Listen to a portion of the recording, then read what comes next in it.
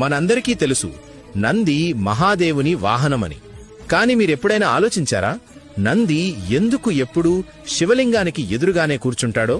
దానికి కారణం కేవలం వాహనం కావడం కాదు, అది ఒక పరమ భక్తి కథ. ఇది శిలాద ఋషి కథ.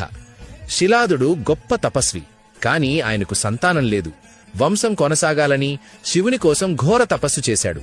అయితే ఆయన కోరింది సాధారణ కుమారుడు కాదు, శివుని వరప్రసాదంతో జన్మించే ఒక అయోనిజ కుమారుడు.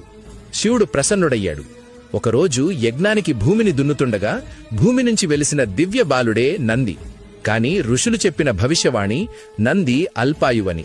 ఇది విన్న శిలాదుడు కుంగిపోయాడు. కాని నంది నవ్వుతూ అన్నాడు, నాకు జీవితమిచ్చినవాడే నన్ను రక్షిస్తాడు. అతడు అన్నం నీరు త్యజించి ఒక కాలిపై నిలబడి శివనామజపమే చేశాడు. చివరకు శివుడు ప్రత్యక్షమయ్యాడు. నంది అడిగింది ఒక్కటే, ప్రభూ, ప్రతిక్షణం మీతోనే ఉండాలి. ఆ నిస్వార్థ భక్తికి శివుడు ద్రవించాడు. నందిని తన గణంగా, తన వాహనంగా స్వీకరించాడు. అందుకే శివదర్శనానికి ముందు నంది దర్శనం.